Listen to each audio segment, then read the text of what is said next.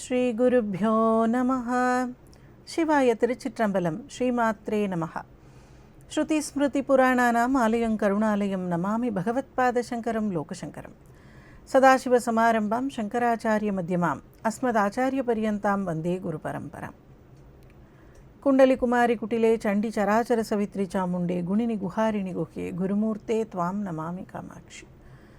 விமலபட்டி கமலகுட்டி புஸ்தக ருத்ராட்ச சஸ்தஹஸ்தபுட்டி காமாட்சி பக்ஷ்மலாட்சி கலித விபஞ்சி விபாசி வைரிஞ்சி. ஹரி ஓம். பரமேஸ்வர ஸ்வரூபமான உங்கள் எல்லாருக்கும் என்னோட நமஸ்காரம். தாரமர் கொன்றையும் செண்பகமாலையும் சாத்தும் தில்லை ஊரர்தம் பாகத்தூமை மைந்தனே உலகேழும் பெற்ற சீர் அபிராமி அந்தாதி எப்போதும் என் சிந்தையுள்ளே காரமர் மேனி கணபதியே நிற்க கட்டுரையே.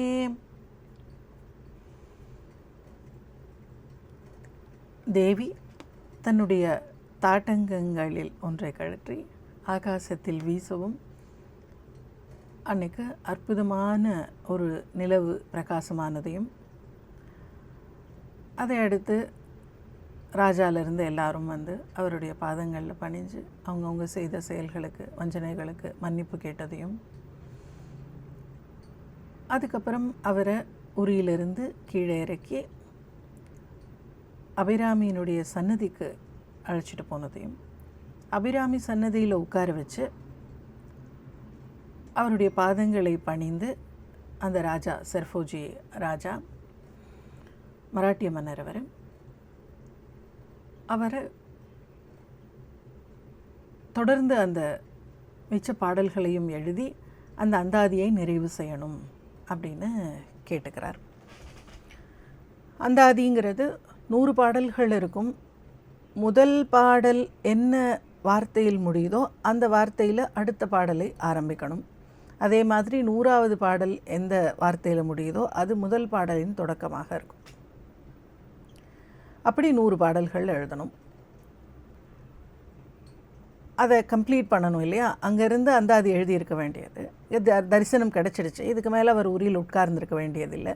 அதனால் உரியிலிருந்து அவரை இறக்கி அழைச்சிட்டு வந்து, இருந்தாலும் அது இன்கம்ப்ளீட்டாக இருக்கேன்னு ராஜா கேட்டுக்கிறார். இதை எழுதி கம்ப்ளீட் பண்ணி கொடுங்க அப்படின்னு.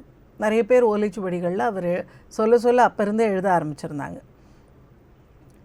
இப்போ அந்த மிச்சத்தை எழுதணும்னு கேட்டப்போ அவர் மிச்ச பாடல்களையும் எழுதி ஒரு நூற்பயன் அப்படின்னு பலஸ்ருதின்னு சொல்கிறோம் இல்லையா, நூல்பயன் பாடல் ஒன்றையும் எழுதி 101 பாடலாக அதை முடித்தார். ஆக்சுவலாக 102 பிள்ளையார் பாடலோடு சேர்த்தா. உதிக்கின்ற செங்கதிரில் ஆரம்பித்தா 100. அதுக்கப்புறம் ஒரு பலஸ்ருதி 101 பாடல்கள் அதை எழுதி கம்ப்ளீட் பண்ணுறார் அப்படின்னும் பார்த்தோம். இப்போது தரிசனம் கொடுத்ததுக்கு அப்புறம் இருக்கக்கூடிய பாடல்கள் நமக்கு கந்தர் அனுபூதியில் கூட இது மாதிரி உண்டு.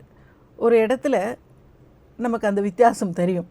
கரெக்டாக இது அந்த தரிசனம் கிடைச்சதுக்கு அப்புறம் இருக்கக்கூடிய பாடல்கள், அதுக்கு முன்னாடி இருக்கக்கூடிய பாடல்கள். அதே மாதிரி இங்கே 79வது பாடல் வரைக்கும் முடிஞ்சு இப்போ 80வது பாடல் அவர் இப்போ உரியில் நீங்கள் அவர் அந்த உரிமையில் உட்கார்ந்து எழுதின பாடல்களுக்கும் அதுக்கப்புறம் இருக்கிற பாடல்களுக்கும் ஏதாவது வித்தியாசம் இருக்குமானா, இந்த 79 பாடல் வரைக்கும் அவர் ஏதாவது புலம்பிகிட்டு இருந்தாரா என்ன? இல்லை. என்னை இப்படி பண்ணிட்டியே, நான் என்னை இப்படி உட்கார வச்சுட்டியே அப்படின்னு புலம்பவே இல்லை எங்கேயுமே. உன்னை நமஸ்காரம் பண்ணால் அது கிடைக்கும் இது கிடைக்கும் அப்படி இருக்கிறப்ப எனக்கு என்ன பயம், அப்படி தான் இருந்தார். இப்போ இனிமே என்ன பாட போகிறார் அப்படிங்கிறத நாம் தொடர்ந்து பார்க்கலாம். இப்போது அழைச்சிட்டு வந்து உட்கார்ந்து வச்ச உடனே 80வது பாடல் எழுதுகிறார். இந்த பாடலுக்கு பலனாக என்ன மகிழ்ச்சி கிடைச்சதோ அதை தக்க வச்சுக்கிறது அப்படிங்கிற பலன் கிடைக்கணும்னா இந்த பாடலை படிக்கணும்னு பலஸ்ருதி இதுக்கு. அதாவது இந்த 80வது பாடல், அதாவது ஒரு சந்தோஷம் நமக்கு தக்க வச்சுக்கிறதுனா என்ன? இப்போது ஒரு லட்டு சாப்பிட்றோம். லட்டு சாப்பிட்றதுனுடைய சந்தோஷம் அந்த நாக்கில் அந்த சந்தோஷம் பரவுது, இனிப்பு பரவறப்போ சந்தோஷமாக இருக்குது. ஆனால் அதை தக்க வச்சுக்கிறதுனா என்ன?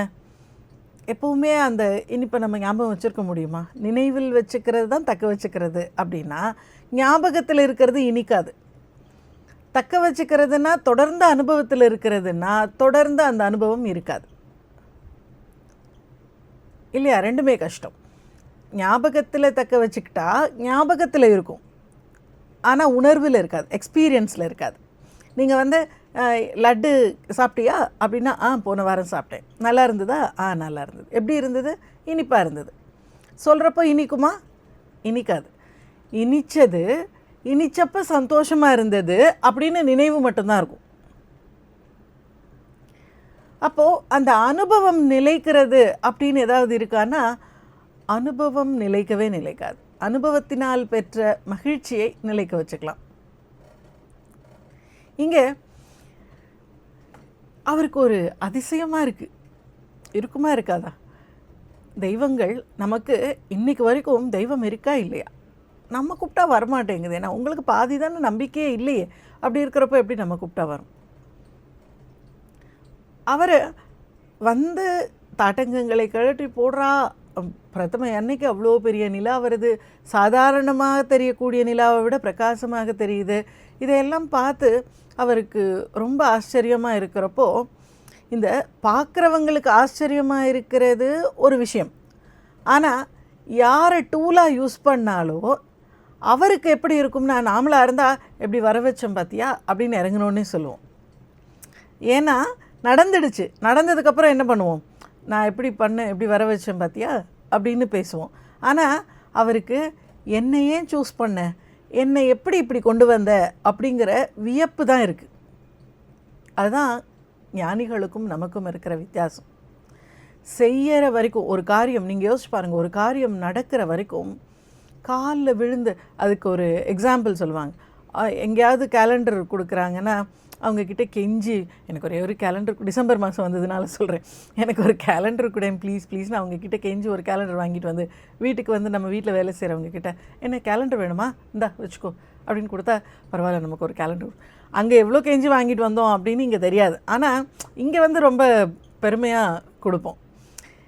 இது மாதிரி நமக்கு எல்லாம் முடிஞ்சதுக்கப்புறம் சுவாமிக்கிட்டேயே ஒன்று கேட்டால் கூட ஃபஸ்ட்டு என்ன பண்ணுவோம்? அப்படியே என் குழந்தைக்கு அது கிடைக்கணும், இதை கிடைக்கணும், வேலை கிடைக்கணும், கல்யாணம் ஆகணும் அப்படின்னு கெஞ்சுவோம் சுவாமிக்கிட்ட. அதுக்கு இதை படிக்கலாமா அதை படிக்கலாமான்னு இருப்போம். எல்லாம் முடிஞ்சு நல்லபடியாக ஆயிடுச்சுன்னா, அப்பா நல்லபடியாக இந்த கல்யாணத்தை நடத்துறதுக்குள்ளே எனக்கு போதும் போதும்னு ஆயிடுச்சு, அதை செஞ்சேன், எவ்வளோ தேடி இருப்பேன், எவ்வளோ பேரை இது பண்ணியிருப்பேன், எவ்வளோ பார்த்து ஒரு வழியாக முடிவு பண்ணி இதெல்லாம் செய்கிறதுக்குள்ளே நல்ல வேலை நல்லதாக அமைஞ்சுது. அப்போ அது நாம் தேடினோம், நாம் கஷ்டப்பட்டோம், நாம் செஞ்சோம் அப்படி. அப்போ அதுக்கு முன்னாடி காலில் விழுந்து கெஞ்சினோமே சுவாமிக்கிட்ட, எனக்கு என் பையனுக்கு ஒரு பெண்ணை நல்ல பெண்ணாக பார்த்து கொடு அப்படின்னு, அதை மறந்து போயிடும். எப்போவாவது வாயில் அம்பாளுடைய அனுகிரகத்தினால என் பையனுக்கு கல்யாணம் ஆச்சு, அம்பாளுடைய அனுகிரகத்தினால நல்ல பொண்ணு கிடைச்சான்னு நம்ம சொல்லுவோமான்னா வாயால் கூட சொல்ல மாட்டோம். நம்மளை அங்கே முக்கியத்துவமாக நமக்கு கொடுத்துப்போம் அந்த இம்பார்ட்டன்ஸை. ஆனால் இங்கே அவர் இறங்கின உடனே கேட்குறாரு, என்னை தன் அடியாரில் கூட்டியவா. முதல்ல என்ன பண்ணா யோசிக்கிறாரு, நாம் எப்படி இப்படி ஆனோம் அப்படின்னு யோசிக்கிறார். நாம் கூப்பிட்டா தேவி வந்து இப்போ ஏற்பட்ட ஒரு அற்புதத்தை நிகழ்த்தணும்னா அப்போ நாம் எங்கே மாறணும்? நாமளும் சாதாரணமாக தானே இருந்தோம், எப்போ மாறணும் நம்ம அப்படின்னு யோசித்து பார்த்தா அடியார்கள் கூட கொண்டு வந்து சேர்த்தா. என்னை தன் அடியாரில் கூட்டியவா. அப்பா அது எவ்வளோ பெரிய ஆச்சரியம் அப்படின்னு அர்த்தம். கூட்டியவா அப்படின்னா இப்படி கூட்டினையே, இது எவ்வளோ பெரிய ஆச்சரியம் அப்படின்னு அர்த்தம். முதல்ல நடந்த ஆச்சரியம் அப்படி ஒரு சத்சங்கத்தில் கொண்டு வந்து சேர்த்தது தான். என்னை தன் அடியாரில் கூட்டியவா. நான் முயற்சி பண்ணி செய்தேன். நான் என்ன பண்ணேன்னா, நாம் எப்படி சொல்வோம் நான் யோசிக்கிறேன். நான் ஃபஸ்ட்டு என்ன பண்ணேன்னா, ஃபஸ்ட்டு ஒரு சத்சங்கத்தில் போய் சேர்ந்தேன். அவர் அப்படி சொல்லலை, என்னை சத்சங்கத்தில் சேர்த்த எவ்வளோ பெரிய ஆச்சரியம். நான் சாதாரணமாக இருந்தேன், என்னை எப்படி சூஸ் பண்ணேன், என்னை சூஸ் பண்ணி நீ கொண்டு வந்து ஒரு சத்சங்கத்தில் சேர்த்த. சத்சங்கத்தில் சேர்ந்தப்போ எனக்கு எல்லா விதமான தீவினைகள், அதனால் ஏற்படக்கூடிய கஷ்டம் எல்லாம் இருந்துச்சு. அதுக்கப்புறம் கொடிய வினை ஓட்டியவா.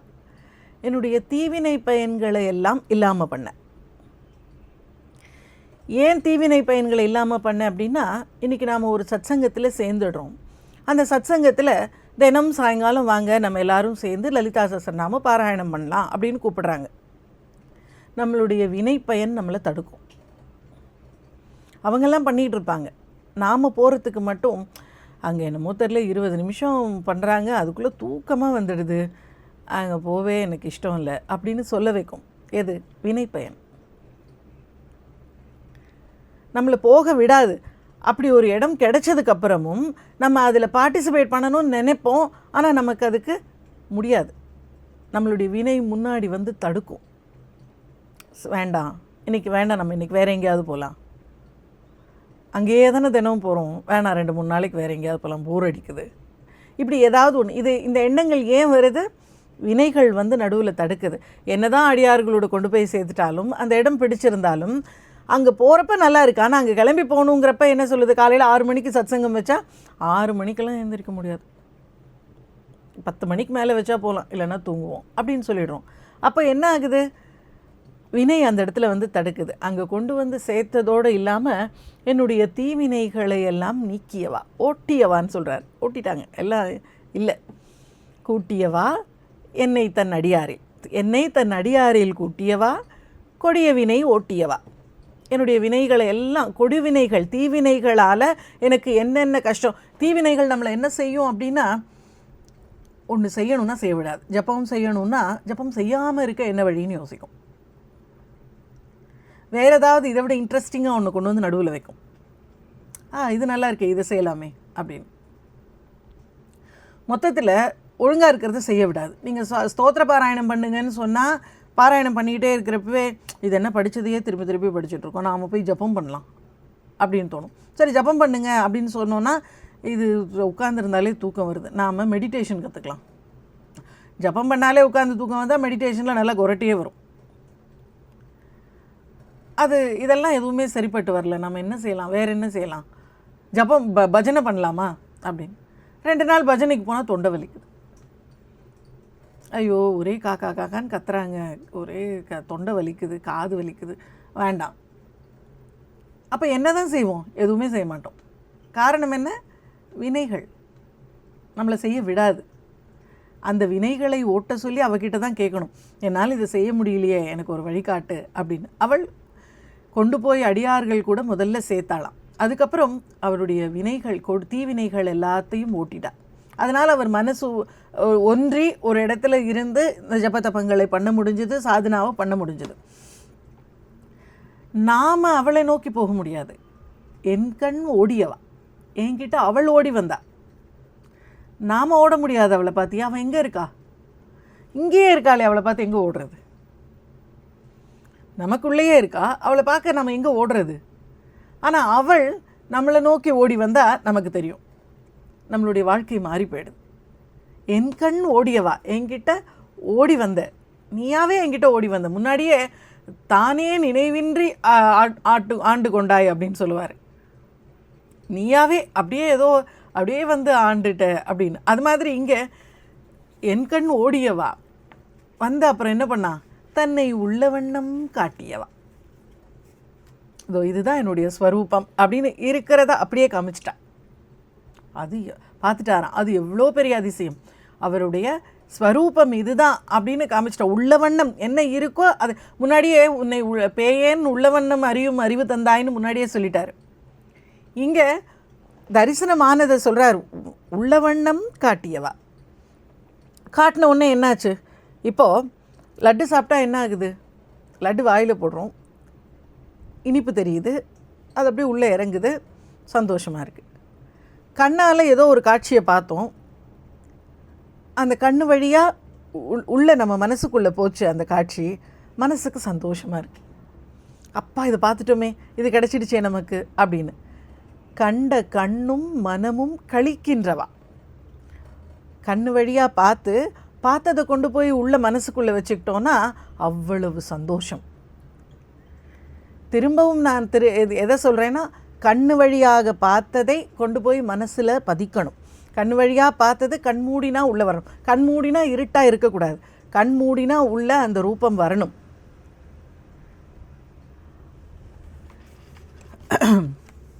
அப்படி கண்ட கண்ணும், கண்ணால் பார்த்தாச்சு, பார்த்தது உள்ளே போனோடனே என்ன ஆயிடுச்சு? உள்ளே போனோடனே மனசு கழிக்குது. கழிப்புங்கிறது மிகுதியான ஆனந்தம். கண்ட மனமும் கண்ணும் கழிக்கின்றவா. கண்ணு வழியாக பார்த்து மனசுக்குள்ளே போய் அந்த மனம் கண்ணு எல்லாமே வந்து அப்படியே சந்தோஷத்தில் கழிக்குது. இதுவரைக்கும் அவர் வேற அம்பிகை வேறையாக இருந்தது. இப்போது பார்த்தாரு, பார்த்த உடனே கண்ணு வழியாக உள்ளே போயிட்டா. உள்ளே போனோடனே என்ன ஆகிடுச்சு, நமக்குள்ளே போயிட்டா நாமளாகவே ஆகிடும். சாப்பாடு இருக்குது, ஒரு இட்லி இருக்குதுன்னு வச்சுக்கோங்க, வெளியில் இருக்குது, நீங்கள் சாப்பிட்டா நீங்களாக ஆகிடுது. அந்த இட்லி உங்களுடைய ரத்தம், உங்களுடைய சத்து உங்களுடையதாக ஆகிடுது. வெளியில் இருக்கிறது உள்ளே போச்சுன்னா நாமளாக ஆகிடுது. அப்போ உள்ளே வெளியில் இருந்த அம்பாளை கண்ணு வழியாக பார்த்தார், கண்ணு வழியாக அது மனசுக்குள்ளே போச்சு. இப்போ அவரே அம்பாளாக ஆகிட்டார். நமக்கும் அதே தான். நாம் கண்ணு வழியாக பார்த்ததை நீங்கள் உள்ளே கொண்டு போய் வைங்க, நீங்களே அம்பாளாக ஆகிடுவீங்க. அதுதான் அல்டிமேட்டாக நமக்கு வேணும். நாமளே அந்த தேவதையாக ஆகணும். நாமளே தேவதையாக ஆயிட்டா அந்த அத்வைத்த நிலை. நாமளும் அதுவும் வேறு வேறு இல்லை. இது வரைக்கும் என்ன இருந்தது, இவர் இருந்தார், இவர் தியானம் பண்ணார்னு ஒரு பொருள் இருந்தது, இவர் தியானம் பண்ண தேவின்னு ஒரு பொருள் இருந்தது. அபிராமபட்டர் இருந்தார், அபிராமபட்டர் தியானம் பண்ணார் அப்படின்னா தியானம்னு ஒரு பொருள் இருந்தது. அபிராமபட்டர் அபிராமியை தியானம் பண்ணார், அப்போ அபிராமின்னு ஒரு பொருள் இருந்தது. திரிபுடி 3 நிலைகளாக இருந்தார். இப்போ என்னாச்சு, இந்த தியானம் செய்யப்பட்ட பொருள் தியானம் பண்ணவருக்குள்ளேயே வந்துருச்சு. இந்த ரெண்டும் ஒன்றாயிட்டதுனால தியானம்னு ஒன்று தனியாக இல்லை, அவரே தியானமாக, அவரே தியானம் செய்யப்படும் பொருளாக, அவரே தியானம் செய்பவராக, 3 ஒன்றாயிடுச்சு. 3 ஒன்றான நிலைக்கு ஆயிட்டார். இதுவரைக்கும் அனுபவம்னு ஒன்று இருந்துச்சு. இந்த பாட்டிலே பார்த்திங்கன்னா அடியார்கிட்ட கொண்டு வந்து சேர்த்தா. அப்போ அடியார்களோடு சேர்ந்து அவங்க செய்கிற காரியங்களெல்லாம் செய்கிறப்ப ஒரு விதமான அனுபவம் இருந்தது. வினைகளையெல்லாம் ஓட்டினப்போ இவருக்கு எந்த தடையும் வரல. லைஃப் ரொம்ப ஈஸியாக ஸ்மூத்தாக, பாடி ரொம்ப லைட்டாக இருந்துச்சு. பாடி ஏன் லைட்டாக இருந்தது அப்படின்னா, வினைகள் தான் நமக்கு தேவையில்லாத உணவுகளை சாப்பிட்டு நம்மளை பல்காக்குறது. உடம்பில் வெயிட் எதனால் வருது, வெயிட்னா நான் சொல்கிறது குண்டாக இருக்கிற வெயிட்டு கிடையாது. உடம்பு, நம்ம பாரதியார் சொல்வார், உள்ளம் வேண்டியபடி செல்லும் மனம் கேட்டேன், மனம் வேண்டியபடி செல்லும் உடல் கேட்டேன். மனசு எப்படி போன்னு சொல்லுதோ அப்படி போகிற உடம்பு இல்லை அப்படின்னா உடம்பு கனமாக இருக்குன்னு அர்த்தம். உள்ளம் வேண்டியபடி செல்லும் உடல் கேட்டேன் அப்படின்னா என்ன அர்த்தம், என் மனசில் இப்போ நான் இங்கே போகணும்னு நினச்சா உடம்பு அதுக்கு ஒத்துழைக்கணும். அப்படி ஒத்துழைக்கக்கூடிய உடல் இல்லாததுக்கு காரணம் என்ன ஆகுது, உணவு, தேவையில்லாத உணவு. அப்போது இங்கே அது ஒரு அனுபவமாக, கொடிய வினைகளையெல்லாம் ஓட்டுனப்ப அது ஒரு வித்தியாசமான அனுபவமாக இருந்தது. தேவி ஓடி வந்துட்டா நம்மக்கிட்ட நினச்சப்போ அது ஒரு அனுபவமாக இருந்தது. அவளை பார்த்தப்போ அது ஒரு அனுபவமாக இருந்தது. பார்த்தது உள்ளே போய் அப்படி ஆனந்தமாக இருக்குது, சந்தோஷமாக இருக்குது, நான் பார்த்துட்டேன் அப்படின்னு, அதுவும் ஒரு அனுபவமாக இருந்தது. அப்போ அவர் ஒன்று, அனுபவம் ஒன்றுன்னு தனியாக இருந்தது. இப்போது ஆட்டியவா நடம், இப்போது அவள் என்ன, அவள் கையில் பொம்மை மாதிரி ஆயிட்டார். அவள் என்னென்ன செஞ்சாலோ அதெல்லாம் இவரை வச்சு அவள் பாட்டுக்கு செஞ்சுக்கிட்டா. இவரை வச்சு அவளே பௌர்ணமின்னு சொல்ல வச்சுக்கிட்டா, அவளே ஊறி கட்டுங்கன்னு சொல்ல வச்சுக்கிட்டா, அவளே அதில் ஏறி உட்காந்து அபிராம அந்தாதி பாடிக்கிட்டா. அபிராம அந்தாதி அபிராமபட்டரா பாடினார். எந்த இப்படி பலன்களை அள்ளி கொடுக்குற எந்த ஸ்தோத்திரங்களும் நாம் சொல்கிற அந்த ஒரு தர டூலாக வச்சு தான் தெய்வம் அதை கொடுக்குதே தவிர அது அவங்க எழுதினது கிடையாது. எந்த சந்தர்ப்பத்தில் எழுதுகிறாங்க சொல்லுங்கள். இப்போல்லாம் ஏதோ பாட்டு எழுதணுன்னா இதுக்கு இந்த மாதிரியான ஒரு ஏசி ரூம் இருக்கணும், இல்லை அப்படியே சில்லுன்னு கிளைமேட் இருக்கணும், அங்கே இப்படி ஒரு வசதி இருக்கணும், அதில் உட்காந்து நான் யோசித்து எழுதுவேன் அப்படின்னா, கவிஞர்னாலே உடனே ஒரு பேனா வச்சு இப்படி வச்சு யோசிக்கிற மாதிரி ஃபோட்டோலாம் போடுவாங்க. அப்படி என்னன்னா அப்படி யோசித்து எழுதுவாங்களாம். யோசிச்சு எழுதுனாங்க இவங்கெல்லாம். மூக்கர் அப்படியே கடகடன்னு நம்ம 500 ஸ்லோகத்தை சொன்னார், எங்கே உட்காந்து யோசித்தார்? வாக்தேவதைகள் யார்? தேவியே தான். வியாச பகவான் யார்? விஷ்ணுவே தான். அப்போ எந்த மந்திரம் யார்கிட்ட இருந்து வந்தது? எல்லா மந்திரங்களும் அவள்கிட்ட இருந்து வந்தது தான். எந்த ஸ்தோத்திரங்கள் யார் உட்கார்ந்து யோசித்து எழுதுனா? ஆதிசங்கரர் இவ்வளோ ஸ்லோகங்களை அனுகிரகிச்சாரே நமக்கு, இவர் என்ன உட்கார்ந்து யோசிச்சு எழுதினார்? யோசிச்சு இப்படிப்பட்ட அற்புதங்களை எழுத முடியுமா? முதல்ல இந்த அற்புதங்கள், இந்த ஸ்தோத்திரங்களுடைய என்ன அற்புதம்னா, இது இந்த ஒலிகளுக்கு பலன் உண்டு. பொருளை விடுங்க, ஒலிகளுக்கு பலன் உண்டு. இதை நீங்கள் படித்தா இந்த பலன் அப்படின்னா என்ன அர்த்தம்? இது புரிஞ்சோ புரியாமலோ படித்தா பலன், அந்த ஒலிக்கு உண்டான பலன் கிடைக்கும். லலிதா சஹஸ்ரநாமம் முழுக்க மீனிங் தெரிஞ்சு தான் படிக்கணும்னு இல்லை, மீனிங் தெரியாமல் படித்தா நீங்கள் படித்த அந்த சப்தத்துக்கு ஒரு பலன் உண்டு. அப்போது இப்போ என்ன பண்ணா இவரை ஒரு டூலாக வச்சுக்கிட்டு அவள் பாட்டுக்கு என்னமோ பேச வச்சா. எங்கேருந்து அவர் மாறினார்? அங்கே உட்கார்ந்துருந்தப்போ ராஜா வந்தார் பாருங்க, அங்கேருந்து இவர் அவராக இல்லை.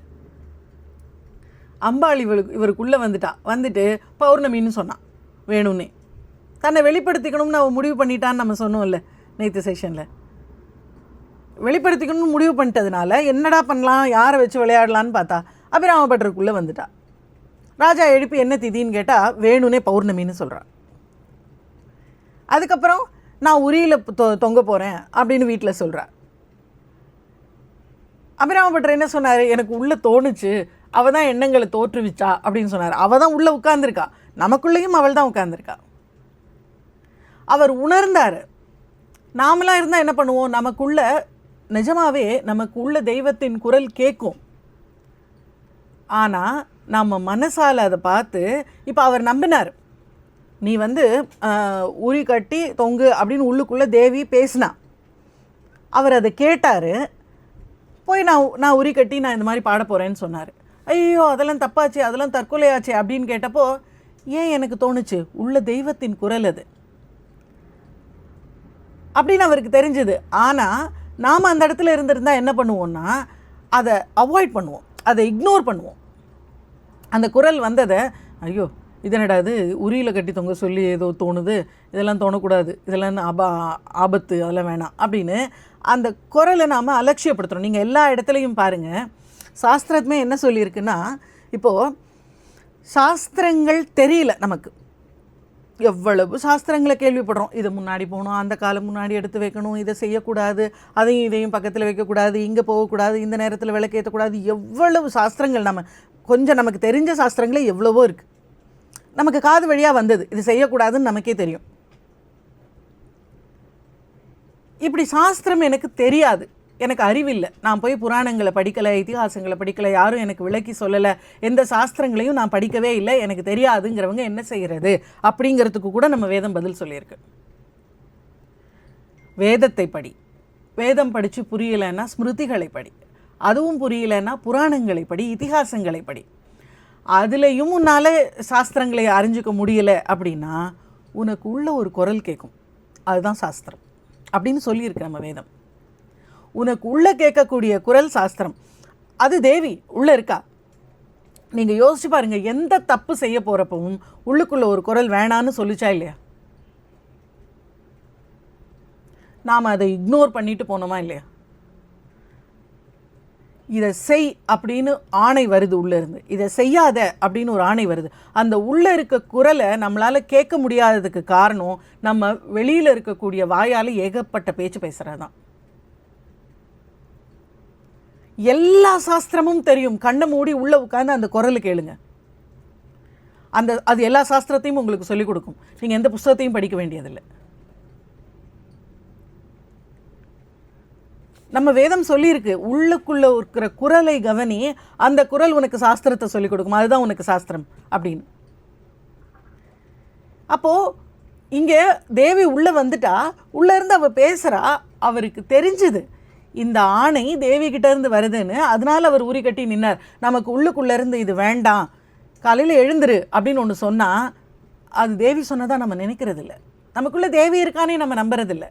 அப்போ உள்ளுக்குள்ளே இருக்கிற குரலை எப்படி அவளோட ஆணைன்னு நம்ம உள்ளே இருந்து அவள் ஆணைகள் கொடுக்குறா, அதை நாம் மறுக்கிறோம். எவ்வளோ பெரிய தப்பு பாருங்கள்.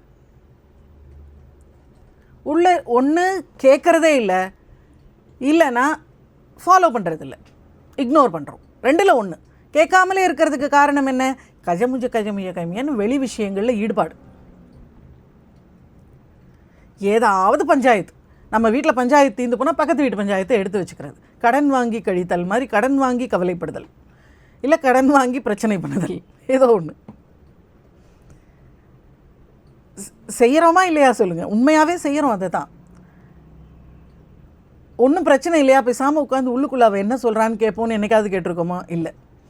சரி, வீட்டில் ஒன்றும் பிரச்சனை இல்லை, சரி யார் வீட்டில் இருக்கும், சரி அக்கா வீட்டுக்கு ஒரு ஃபோனை போடுவோம், அங்கே ஏதாவது பிரச்சனை கிடச்சிதுன்னா கொஞ்சம் நேரம் பேசிகிட்டு இருப்போம் அப்படின்னு ஒரு ஃபோனை போடுங்க, முடிஞ்சுது.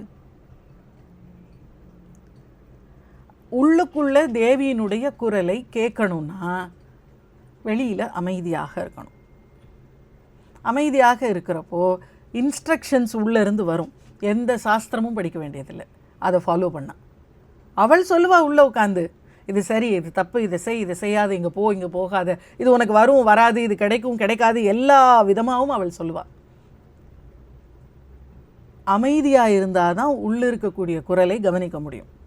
நீங்கள் யோசிச்சு பாருங்கள், நான் ஒரு இடத்துல பேசிகிட்ருக்கேன், ஒரே ஏகப்பட்ட சுற்றி ஒரே காக்கான்னு கத்திகிட்ருக்காங்க, பாட்டு ஒரே ஸ்பீக்கர் வச்சு பாடிக்கிட்டு இருக்காங்க. அதில் நான் வாய் அசைக்கிறது மட்டும்தான் தெரியுது, உங்களுக்கு என்னன்னே தெரியல.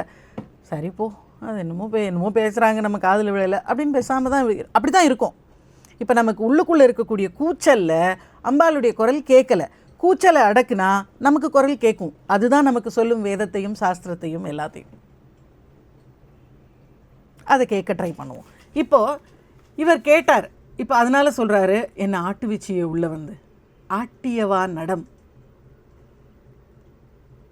நான் இது வரைக்கும் என்ன செஞ்சுக்கிட்டே வந்தேன், இப்போ பார்த்தா நான் எதனால் பௌர்ணமின்னு சொன்னேன், எதனால் உரியில் ஏறி அந்தாதி பாடுறேன்னு சொன்னேன், எப்படி பாடினேன், எப்படி அந்த உரியில் உட்கார்ந்துருந்தேன், இப்போ எப்படி என்னை இறக்கி எல்லாரும் நமஸ்காரம் பண்ணுறாங்க, இப்போ இங்கே வந்து என்னத்தை பாடிக்கிட்டு இருக்கேன், இது எல்லாமே நீ நடத்துகிற நாடகம் தானே, நீ தானே என்னை ஆட்டி வைக்கிற, ஆட்டியவா நடம்.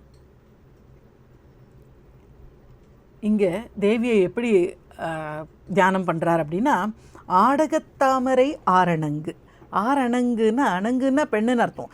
ஆரணங்குன்னா எல்லா விதமான அலங்காரங்களும், சர்வ ஆபரண பூஷிதான்னு சொல்கிறோமே, எல்லா ஆபரணங்களும் அணிந்து இருக்கக்கூடிய அற்புதமான ஒரு தேவி.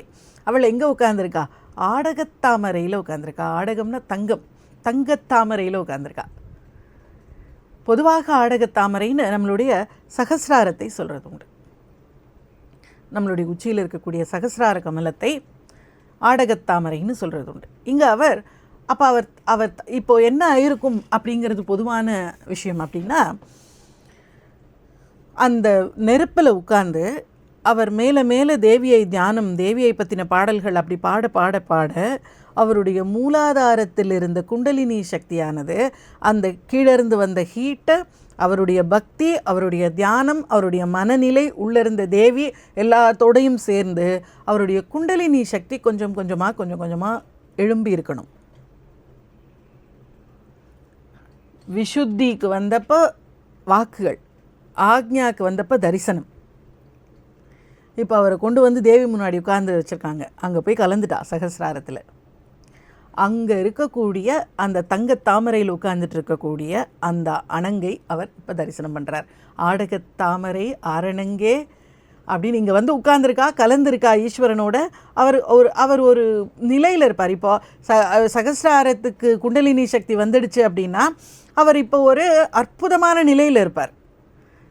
அந்த நிலையில் அவர் யோசிக்கிறார், இந்த ஆடகத்தாமரையில் உட்கார்ந்துருக்காளே, நம்மளுடைய சகசிரார கமலத்தில் இப்படி உட்கார்ந்துருக்காளே, அவ்வளோ அழகாக இந்த தேவி தானே நமக்குள்ளே இருந்து நம்மளை இப்படியெல்லாம் ஆட்டி வச்சா, இவள் தானே நம்மளை கொண்டு வந்து இப்படி அடியார்கள் கூட்டத்தில் சேர்த்தா, இவள் தானே நமக்கு இவ்வளவு பக்தியை கொடுத்தா, நம்மளுடைய வினைகளையெல்லாம் அறுத்தா, இவளை பார்த்து தானே நம்ம ஆனந்தம் பட்டோம், இவளை கண்ணால் பார்த்து உள்ளுக்குள்ளே தியானம் பண்ணி தானே நம்ம ஆனந்தப்பட்டோம் அப்படிங்கிறதெல்லாம் யோசித்து பார்க்குறார் இந்த ஆடகத்தாமரையில் உட்கார்ந்துருக்கக்கூடிய அந்த அழகிய தேவியை பார்த்து. அதுதான் இந்த பாடல். கூட்டியவா என்னை தன்னடியாரில் கொடியவினை ஓட்டியவா, என் கண் ஓடியவா தன்னை உள்ள வண்ணம் காட்டியவா, கண்ட கண்ணும் மனமும் களிக்கின்றவா, ஆட்டியவா நடம் ஆடகத்தாமரை ஆரணங்கே. ஆடகத்தாமரை ஆரணங்கே.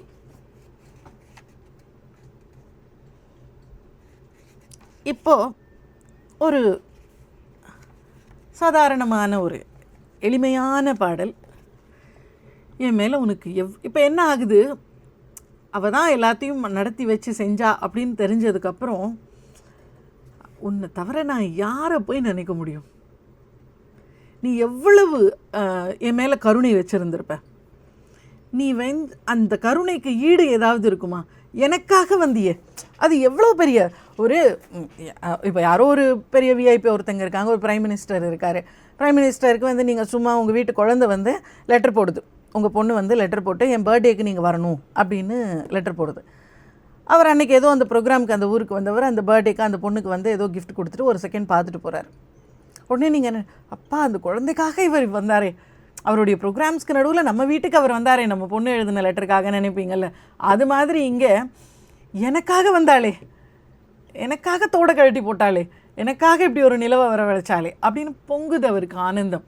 இருக்குமா இருக்காதா? இருக்க தானே செய்யும். அப்போது அவர் அவ்வளோதான், இனிமேல் நீ தான், வேறு யாரும் கிடையாது அப்படிங்கிற அளவுக்கு இருக்கார்.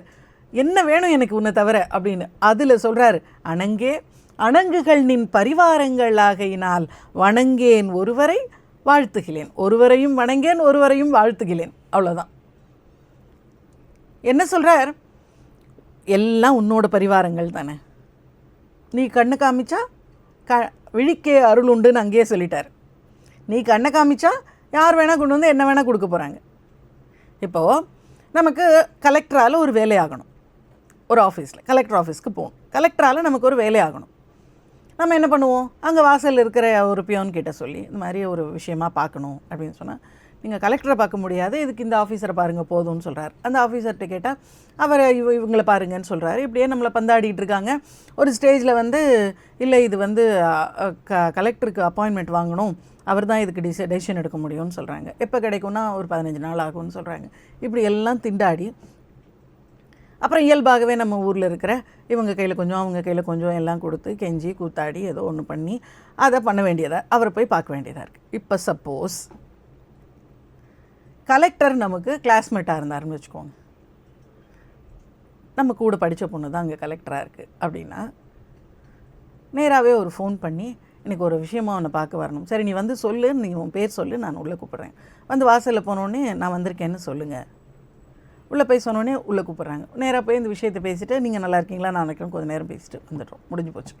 நமக்கு வேண்டிய காரியம் அந்த ஹையஸ்ட் அத்தாரிட்டி யாரோ அவங்க கூடவே நமக்கு நல்ல ஒரு ரிலேஷன்ஷிப் இருந்ததுன்னா நாம் இவங்ககிட்டலாம் நின்று கேட்க வேண்டியதில்லை.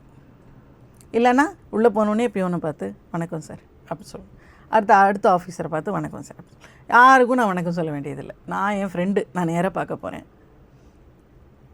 இங்கே பரிவாரங்கள் எல்லாம் யாருன்னா அவளுக்கு கீழே வேலை செய்கிறவங்க தான். அவங்கவுங்களுக்கு ஒரு அவங்கவுங்களுக்குன்னு ஒரு அத்தாரிட்டி, அவங்கவுங்களுக்குன்னு ஒரு சில லிமிட்ஸ் இருக்குது. அது வரைக்கும் அவங்க சாங்ஷன் பண்ணலாம். நீங்கள் ஏதாவது ஒரு சும்மா ஒரு அட்டஸ்டேஷன் வாங்கணும் அப்படின்னு சொன்னால் கொடுங்க அப்படின்னு 50 ரூபா வாங்கிட்டு ஒரு அட்டஸ்டேஷன் போட்டு கொடுக்கலாம், அதெல்லாம் அவங்க பண்ணலாம். முக்கியமாக சில விஷயங்களுக்கெல்லாம் அவங்க தான் டெசிஷன் எடுக்கணும். நமக்கு ஒன்றுமே இல்லை, நமக்கு ஒரு சின்ன வேலை தான் ஆகணும்னாலும் நாம் என்ன பண்ணுவோம்? நமக்கு அவங்கள தெரியும்னா நம்ம இங்கெல்லாம் இருக்க மாட்டோம், நேராக அங்கே போயிடுவோம். போயிட்டு இந்த மாதிரி ஒரு வேணும் இது தானே இதுன்னு அவங்களே போட்டு கொடுத்துருவாங்க அப்படின்னு அவங்களே பியோனை கூப்பிட்டு கொடுத்து அதை கொஞ்சம் பண்ணிட்டு வாங்க அப்படின்னு சொல்லிடுவாங்க. நாம் அங்கேயே உட்காந்துருப்போம், அவங்க பண்ணி கொண்டு வந்து கொடுத்துடுவாங்க, நாம் எடுத்துகிட்டு வந்துடுவோம். அப்போது அவங்க கண்ணு காமிச்சா அந்த வேலை நடந்துடும். அப்படி இங்கே இருக்கக்கூடிய சகல தேவதைகளும் தேவியினுடைய பரிவாரங்கள். அவள் சொன்னால் செய்யக்கூடியவங்க அவளே தான் வச்சுக்கோங்க. எல்லாருமே அவங்கவுங்க ஒரு லிமிட்டில் இருக்கிறப்ப அவளுக்கு ஒவ்வொரு பேர், இதை மட்டும்தான் செய்ய முடியும்னா அப்போ ஒரு பேர், அப்படி தான் இருக்கா. எல்லாமே அவள் தான். இருந்தாலும் மிச்ச அணங்குகள் உன்னை சுற்றி இருக்கக்கூடிய எல்லா தேவதைகளும் உன்னுடைய பரிவாரங்கள். அதனால் நான் அவங்களெல்லாம் யாரையும் வாழ்த்த மாட்டேன், யாரையும் வணங்க மாட்டேன். இது பக்தியில் ஒரு கற்பு, பக்தியில் ஒரு கற்பு. நான் வணங்குற தேவத்தையைத்தான் நான் வணங்குவேன், அதை தவிர மற்றவங்களை வணங்க மாட்டேன் அப்படின்னு இருக்கிறது. நீ தான் எனக்கு, உன்னை தவிர வேறு யாராவது கொடுக்குறாங்கன்னு சொன்னாலும் அங்கே போக மாட்டேன். நீ கொடுத்தாதான் நான் எடுத்துப்பேன் அப்படின்னு நிற்கிறது. இது ஆழ உழுதல்னு சொல்லுவாங்க. ஒரு தெய்வத்தை தானே நினச்சி அவளை அந்த ரூபத்திலேயே அந்த ரூபமே நமக்கு அனுகிரகம் பண்ணணும் அப்படின்னு இருக்கிறது. இது ஒரு விதமான தியானம், இது ஒரு விதமான பிடிவாதமாக இருந்தாலும் இது நல்ல பலன் கொடுக்கக்கூடியது. அவர் அதனால் சொல்கிறார், அணங்கே அணங்குகள் நின் பரிவாரங்கள். இங்கே இருக்க உன்னை சுற்றி இருக்கக்கூடிய எல்லா தேவதைகளும் உன்னுடைய பரிவாரங்கள் தான். ஆகையினால் ஒருவரையும் வணங்கேன் வாழ்த்துகிறேன். யாரையும் நான் நமஸ்காரம் பண்ண மாட்டேன், யாரையும் நான் போய் வாழ்த்தவும் மாட்டேன். அதோடு நான் இன்னொன்று செய்ய மாட்டேன். இங்கே ஒரே வாக்குறுதிகளாக கொடுக்குறார். எவ்வளவு நல்லவங்களாக இருந்தாலும் தீய சேர்க்கையில் போனால் உடனே மனசு மாறிடும். நல்லது வர்றதுக்கு நாளாகும், கெட்டது உடனடியாக வந்துடும். எந்த காலத்திலையும் நெஞ்சில் வஞ்சம் வச்சிருக்கிறவங்க கூட நான் சேரவே மாட்டேன். ஏன்னா நாம் எங்கேயோ ஒரு சாக்கடையில் கடந்தோம், நம்மளை கழுவி கொண்டு வந்து இவ்வளவு உயர்ந்த இடத்துல வச்சுருக்கா, திரும்ப நானாக போய் சாக்கடையில் விழுவேன் அப்படின்னா எத்தனை தடவை தான் அவள் தூக்கிட்டு வந்து சரி பண்ணுவாள். நான் இனிமேல் போக மாட்டேன். நானாக வர முடியாது அடியார்கள் சத்சங்கத்துக்கு. ஆனால் நீ என்னை கொண்டு வந்து சேர்த்த, நான் சேர்த்தப்புறம் திரும்ப நான் போய் அங்கே போய் சேர்ந்தேன் அப்படின்னா அது என்னோட தப்பு. அதை நான் செய்ய மாட்டேன். நெஞ்சில் வஞ்சகரோடு இணங்கேன். இனிமேல் வஞ்சம் இருக்கவங்க கூட இனிமேல் நான் பேசவே மாட்டேன். ஏன்னா இந்த உலகியல்லையே ஈடுபட்டு இருக்கக்கூடியவங்க கிட்ட திரும்ப நாம் போனோன்னா நம்மளை திரும்ப அதில் பிடிச்சி இழுத்துடுவாங்க. இதெல்லாம் எதுக்கு வேஸ்ட்டாக ஒரு நாளைக்கு 2 மணி நேரம் 3 மணி நேரம் உட்காந்து இதெல்லாம் வெட்டியாக பேசிகிட்டு இருக்கிறதுக்கு, வா நம்ம எங்கேயாவது போய் ஜாலியாக இருக்கலாம் அப்படின்னு சொல்லிட்டா, ஆமாம் அது நிஜமாகவே நல்லாயிருக்கும், சரி அவங்க கூட போயிடலாம் அப்படின்னு தோணும். இதுக்கு எதுக்கு இந்த கஷ்டத்தை பட்டுக்கிட்டு அப்படின்னு. அதனால் நெஞ்சில் வஞ்சம் இருக்கிறவங்க கூட இணங்கேன், யார் கூடயும் நான் சேரமாட்டேன்.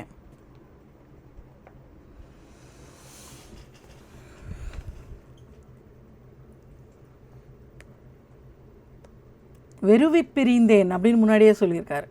எனக்கு அப்படியே அவங்க கூட இருக்க முடியல. கடவுள் இல்லை அப்படின்னு சொல்கிறவங்களையும், உன்னை நம்பாதவங்களையும் அவங்க கூட என்னால் ஒரு கணம் பேச முடியல. சரி, அவங்கக்கிட்ட ஆர்கியூ பண்ணுறது எப்படின்னா, நம்ம ஒரு கதை அடிக்கடி பார்த்துருக்கோம். புல் பச்சையாக இருக்குதுன்னு சொல்லி ஒரு நரி சொல்லிச்சு, அதுக்கும் புலிக்கும் சண்டை வந்தது. அப்புறம் ஒரே ஆர்கியூமெண்ட் ஆகி சிங்கம் வந்து புலிக்கு தான் பனிஷ்மெண்ட் கொடுத்தது. ஏன்னா தேவையில்லாத ஒரு விஷயத்தை வச்சு இவ்வளோ நேரம் ஒரு முட்டாள் கூட ஆர்கியூ பண்ணிகிட்டு இருந்தேன், அதனால் உனக்கு தான் தண்டனைன்னு சொல்லிச்சு நம்ம ஒரு கதை பார்த்துருக்கோம். அது மாதிரி தான் இவங்கக்கிட்டெல்லாம் போய் இல்லைன்னு, அதாவது அவங்கவுங்களுக்காக கண்ணு திறந்தால் தான் உண்டு. நாம் ஆர்கியூ பண்ணுறதுனால ஒருவேளை நம்மளையும் சேர்த்து இழுத்துடுவாங்க, அதுதான் நடக்கும். ஏன்னா அவங்க என்ன கேட்குறாங்கன்னா, என் முன்னாடி வரட்டும் நான் நம்புகிறேன் அப்படிங்கிறாங்க. நீ இவ்வளவு திமிரோட என் முன்னாடி வந்து தேவி நின்னாதான் நான் நம்புவேன் அப்படின்னு சொன்னால் வர்றதுக்கு அவள் ஆள் இல்லை. காலில் விழுந்து கதறி காலகாலமாக ஸ்தோத்திரம் பண்ணுறவங்களுக்கே அவள் முன்னாடி வர்றது அபூர்வமாக இருக்குது. இதில் நான் முன்னாடி வந்தால் நான் நம்புவேன் அப்படின்னா முன்னாடி இப்போ வர வைக்கவும் முடியாது, அவங்கள நம்ப வைக்க முடியாது. அவங்களுக்கு இந்த ஜென்மத்தில் அவ்வளோதான். விட்டுட்டு உருப்படியான நாம் அவளை வர வைக்கிறதுக்கு ஏதாவது பண்ண முடியுமான்னு நாம் நம்ம வேலையை பார்த்துட்டு போகணும். பார்க்குறத தான் நம்புவேன் அப்படின்னா அவங்க நியாயமாக எதையுமே யூஸ் பண்ண முடியாது, எதையுமே நம்ப முடியாது.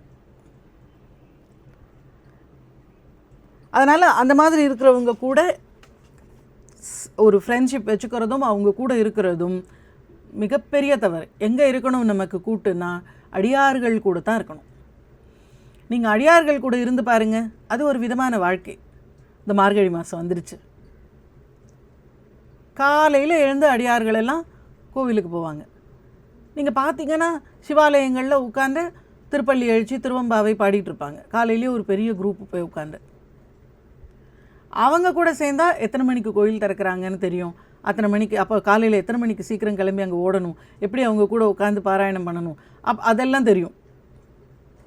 இல்லைன்னா தையும் ஒன்று தான், மார்கழியும் ஒன்று தான், பங்குனியும் ஒன்று தான், சித்திரையும் ஒன்று தான். நமக்கு எல்லா நாளும் 9 மணிக்கு ஏஞ்சி காஃபி குடிச்சிட்டு உட்காந்து டிவி பார்க்குறதும் ஃபோனை பார்த்துட்ருக்கிறதும் இதே வாழ்க்கையில் எந்த மாதமும் ஒரு மாற்றமும் இல்லை. மார்கழி இன்னும் 9ங்கிறது 10 கூட ஆகலாம், ஏன்னா குளிர் ஜாஸ்தி. மாதத்துக்கு மாதம் என்ன, மாதம் வந்து வரும், அது பாட்டுக்கு போகும், வருஷங்கள் வரும் போகும், ஒரு வித்தியாசமும் இருக்காது. நம்ம வாழ்க்கையில் ஒரு மாறுதலும் இருக்காது. அதே அடியார்களோட சேர்க்கைங்கிறது நம்ம வாழ்க்கையில் பல மாற்றங்களை ஏற்படுத்தும். நெஞ்சில் வஞ்சகரோடு இணங்கேன். யார் கூட இருப்பேன்னு சொல்கிறாரு பாருங்க. எனது உனது என்றிருப்பார் சிலர் யாவரோடும் பிணங்கேன். அப்படி இருக்கிறவங்க கூட நான் பிரச்சனையே வச்சுக்க மாட்டேன். எப்படி இருக்கிறவங்க கூட? என்னோடதெல்லாம் உன்னோடது அப்படின்னு சொல்கிறவங்க கிட்ட. எனது உனது, நான் என்னம்மா வச்சுருக்கேன், எல்லாம் உன்னோடது, எல்லாம் நீ கொடுத்தது, நீ நடத்துகிற, அதனால நடக்குது. நான் என்ன சம்பாதிச்சேன், என்ன நீ இயக்குனே, அதனால் நான் சம்பாதிச்சேன். உனக்கே பரமென்று எனக்குள்ளே எல்லாம் உனக்கு அன்றே அழித்து விட்டேன்னு முன்னாடியே ஒரு தடவை சொல்லிட்டார். எல்லாம் எனக்குன்னு ஒன்றும் இல்லைம்மா, என்ன இருக்கோ எல்லாம் உன்னோடது, உங்ககிட்ட கொடுத்துட்டேன் அப்படின்னு. அப்படி எல்லாத்தையும் என்னோடதெல்லாம் உன்னோடது அப்படின்னு யார் இருக்காங்களோ அவங்களுடைய நட்பில் தான் இருப்பேன். எனது உனது என்று இருப்பார் சிலர் தான், பலர் கிடையாது. இங்கே பாருங்கள், எப்போவுமே இந்த மார்க்கத்தில் போகிறவங்க கொஞ்சம் பேர் தான், மிச்ச பேரெல்லாம் இல்லைன்னு எங்கேயாவது முறுக்கிட்டு தெரிகிறவங்க தான். இங்கே அந்த கொஞ்சம் பேர் இருக்காங்களே, அவங்க கூட எப்போவுமே இணங்கி இருப்பேன். எனது உனது என்று இருப்பார் சிலர் யாவரோடும் பிணங்கேன். அவங்கக்கிட்ட எனக்கு ஒரு பிரச்சனையும் கிடையாது. சரி, இதெல்லாம் எப்படி இவருக்கு தோணுச்சு? எனக்கு பயங்கர அறிவு, அவ்வளவு அறிவு எனக்கு இருக்கிறதுனால நான் அம்பாளுடைய பெருமையெல்லாம் தெரிஞ்சுக்கிட்டு, உன்னை தவிர வேறு யாரையும் நமஸ்காரம் பண்ண மாட்டேன், உன்னுடைய அணங்குகள், உன்னுடைய பரிவாரங்கள் தான் இவங்கெல்லாம் அப்படின்னு தெரிஞ்சுக்கிட்டு, இவங்க கூட எல்லாம் சேரக்கூடாது, இவங்க கூட எல்லாம் சேரணும் அப்படிங்கிறதெல்லாம் தெரிஞ்சுக்கிட்டு, அதுபடி கரெக்டாக நான் நடந்துக்கிட்டு இருக்கேனா அப்படின்னா எனக்கு ஒன்றும் அறிவில்லை. அறிவு ஒன்றிலேன். என்னோட அறிவுனால் இதெல்லாம் நடக்கலை.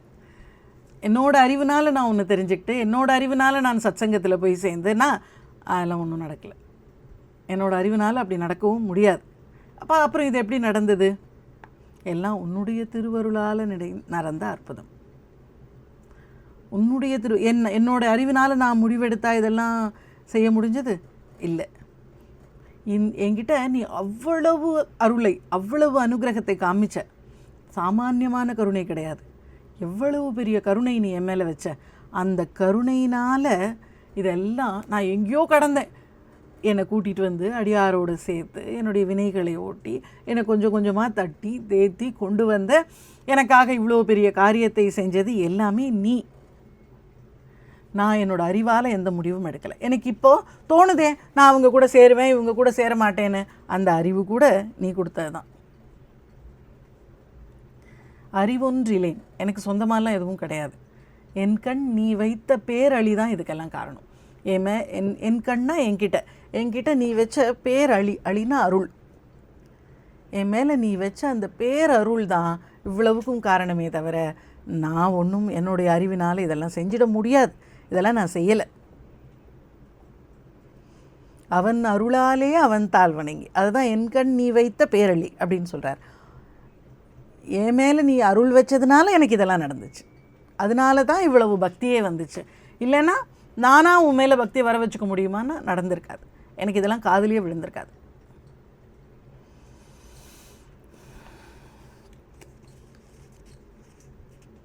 அணங்கே அணங்குகள் நின் பரிவாரங்கள் ஆகையினால் வணங்கேன் ஒருவரை வாழ்த்துகிலேன். நெஞ்சில் வஞ்சகரோடு இணங்கேன். எனது உனது என்று இருப்பார் சிலர் யாவரோடும் பிணங்கேன். அறிவொன்றிலேன் என் கண் நீ வைத்த பேரழியே. என் மேலே நீ வைச்ச பேரழி, பெரும் கருணையினால் இதெல்லாம் நடந்துச்சே தவிர அறிவொன்றிலேன், என்னுடைய அறிவினால் நடக்கலை. எனக்கு அவ்வளோ அறிவும் கிடையாது. இங்கே ஏன் சொல்லிக்கிறாரு? அகம்பாவம் வரும். எவ்வளவு பெரிய காரியம் நடந்துடுச்சு, அது முடிஞ்ச உடனே என்ன வரும்? வெளியில் வர்றப்பவே ஒரு கிரீடம் வைங்க, அப்படியே ஒரு மாலை போடுங்க, அப்படி எப்படி நடந்து வருவோம் நாமளாக இருந்தால்? அவ்வளோதான். அதுக்கப்புறம் நம்மளை யாருமே கையாலேயே பிடிக்க முடியாது. இங்கே சொல்லிக்கிறார், என்னால் நடக்கலை, எனக்கு அறிவு கிடையாது, நான் சொல்லியிருந்தால் இது நடந்திருக்காது. அவள் வச்ச கருணையினால் நடந்தது. அவளுடைய பெரும் கருணை, பேரழி, அந்த பெரும் கருணையினால் இது நடந்தது. எப்பவுமே ஒரு காரியம் வெற்றியானால் நாம் மனசுக்குள்ளே இதை சொல்லிக்கணும். நான் இல்லை, என்னால் நடக்கலை. நம்மளால் நடந்திருக்குமான்னு யோசித்து பார்க்கணும். ஒரு சின்ன விஷயம் கூட நம்மளால் நடக்க முடியாது. ஏன்னா ஒரு காரியத்தை நம்மளுடைய முயற்சியும் இறை அருளும் ரெண்டுமே இருந்தால் மட்டும்தான் ஒரு சின்ன காரியம் கூட செய்ய முடியும். ஒரு ரசம் கூட வைக்க முடியாது அவளுடைய அனுகிரகம் இல்லைன்னா. என் முயற்சி நம்ம முயற்சி கிடையாது. என்னென்னத்தையோ எடுத்து போடுறோம், அது சேர்ந்து ஒரு ருச்சியை கொடுக்குது. அந்த ருச்சி எங்கேருந்து வருது? நீங்கள் சொல்லுங்கள். நான் ஜென்ரலாகவே எல்லாம் என்ன சொல்லுவாங்கன்னா, குக்கிங் ஒரு சயின்ஸ் அப்படின்னு சொல்கிறாங்க. சயின்ஸ்னு சொன்னால் கரெக்டான மெஷர்மெண்ட்டில் கரெக்டாக எல்லாத்தையும் போட்டிங்கன்னா கரெக்டான அவுட்புட் வரும் அப்படிங்கிறாங்க. கரெக்டான மெஷர்மெண்ட்டில் போட்டாலும் கரெக்டான அவுட்புட் வராது. அதைத்தான் நம்ம கைப்பக்குவம்னு சொல்கிறோம். இந்த கைப்பக்குவம்ங்கிறது நம்ம கைப்பக்குவம் கிடையாது. நீங்கள் கரெக்டான மெஷர்மெண்ட்டில் போட்டாலும் இன்றைக்கி நீங்கள் நல்ல சாப்பாடு சாப்பிட்ணுன்னு அவள் முடிவு பண்ணாதான் அது நல்லா வரும். நீங்களே செய்கிற நீங்கள் ரொம்ப எக்ஸ்பர்ட்டாக இருக்கக்கூடிய ஒரு விஷயத்தை அவளுடைய அனுகிரகம் இல்லைன்னா அன்றைக்கி சொதப்பி போயிடும். உங்களுடைய மனநிலை முக்கியம். சமைக்கிறப்போ உங்களுடைய மனசு எப்படி இருக்குது, சாப்பிட்றவங்க யார், சாப்பிட போகிறவங்க மேலே உங்களுக்கு இருக்கிற அக்கறை எந்த மாதிரியானது, யாருக்கு சமைச்சா உணவு எப்படி வரும்னு இருக்குது. மெஷர்மெண்ட் கிடையாது சாப்பாடுங்கிறது. அது சயின்ஸ் கிடையாது, அது அற்புதம். நீங்கள் யோசிச்சு பாருங்கள், உங்களுக்கு வேண்டியவங்க சாப்பிட்டா எப்பவும் வர அதே டேஸ்ட்டு யாராவது எனக்கு அதை செஞ்சு கொடுன்னு கேட்டு வேண்டா வெறுப்பா சரி அதை செய்வோன்னு செஞ்சால் நீங்கள் எப்பவும் வர டேஸ்ட் அதில் வரவே வராது. அன்றைக்கி ஏதோ ஒன்று நான் எல்லாம் அதே மாதிரி தான் போட்டேன், ஆனால் அப்போ வந்த மாதிரி வரமாட்டேங்குது. ஏன் வரமாட்டேங்குதுன்னா சாப்பிட்றவங்க மேலே நமக்கு இருக்கக்கூடிய அக்கறை, அந்த அன்பு அதில் கலக்கும். அது கலக்கிறப்ப அது ஒரு வித்தியாசமான கலவையாக இருக்கும். அதுதான் தேவியினுடைய அனுகிரகம் கலக்கிறது. அதில் மெஷர்மெண்ட்டில் வரவே வராது. அப்போ ஒரு ரசம் கூட அவள் அனுகிரகம் இல்லாமல் வைக்க முடியாதுன்னா அப்போது ஆரம்பிக்கிறப்பவே என்ன செய்யணும்? ரசம் வைக்க, அம்மா உன்னுடைய அருள் நல்ல விதமாக இது முடியட்டும் அப்படின்னு ஒரு பிரார்த்தனை வரணும் மனசில். முடிஞ்ச உடனே நல்லா இருக்குன்னு யாராவது சொன்னால், அம்மா எல்லோரும் சந்தோஷப்படுற மாதிரி இன்றைக்கி இந்த உணவு அமைஞ்சது, சந்தோஷம். நான் ரசத்தை ஒரு எக்ஸாம்பிளுக்கு சொல்கிறேன். ஒவ்வொரு காரியமும் இப்படித்தான் இருக்கணும். ஆரம்பிக்கிறப்ப அவளை நினைக்கணும், முடித்த உடனே நன்றி சொல்லணும். சின்ன சின்ன விஷயத்துலேருந்து ஆபத்து இல்லாமல் ஒரு விஷயம் முடிக்கணும். எல்லா விஷயமும் ஆபத்து இல்லாமல் முடியணும்னா அவள் கூட இருக்கணும்.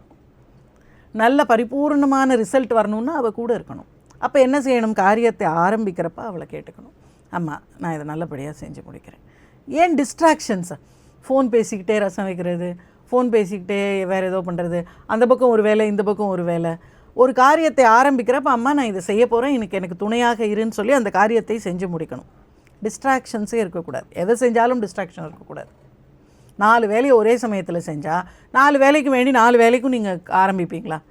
இதை செய்ய போகிறேன்னு தேவிக்கிட்ட வேண்டி ஆரம்பித்தா அதை அற்புதமாக செஞ்சு முடிக்கணும். அப்போ தான் அவளுடைய அனுகிரகம் அதில் நிறைஞ்சி இருக்கும். இங்கே அவர் சொல்லிக்கிறார், என்னால் இல்லை, அறிவொன்றிலேன். காரணம் எது? என் கண் நீ வைத்த பேரழியே, நீ வச்ச பெரும் அருளால் தான் இது நடந்துச்சே தவிர வேறு காரணம் இல்லை. பேரழியே அப்படின்னு முடித்தார். 48 நிமிஷம் தான் ஆகுது. இன்னொரு பாட்டு பார்க்கலாம். அணங்கே அணங்குகள் நின் பரிவாரங்கள் ஆகையினால் வணங்கேன் ஒருவரை வாழ்த்துகிலேன், நெஞ்சில் வஞ்சகரோடு இணங்கேன், எனது உனது என்றிருப்பார் சிலர் யாவரோடும் பிணங்கேன், அறிவொன்றிலேன் என் கண்ணி வைத்த பேரழியே. இங்கே ஒரு என் கண்ணும் இதுக்கு முன்னாடி பாட்டில் ஒரு என் கண்ணும் இருக்கும். ஓட்டியவா என் கண் ஓடியவா. அந்த என் கண் ஓடியவாவும் இங்கே என் கண் நீ வைத்த பேரழியவும் என் கண்ணை என்கிட்டன்னு அர்த்தம். 3 சுழின்னு போட்டால் அது அந்த முருகனுடைய ஸ்தலமாக ஆகிடும், என் கண்ணா. இது 2 சுழினா என் கண், என் இடம், என்கிட்ட அப்படின்னு அர்த்தம். அங்கேயும் ஒரு என் கண் தான்.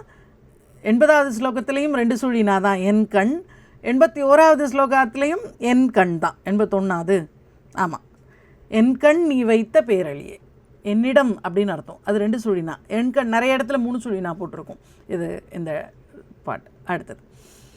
அடுத்த பாடல், அழியார் கமலத்தின் அரணங்கே அகிலாண்டமும் நின் ஒளியாக நின்ற ஒளிர் திருமேனியை உள்ளுதொறும் களியாகி அந்த கரணங்கள் விம்மி கரை புரண்டு வெளியாய்விடின் எங்கனே மறப்பேன் நின் விறகினையே. இங்கே ஒரு ஆர்டரான ஒரு தியானத்தை அற்புதமாக இதில் சொல்கிறார்.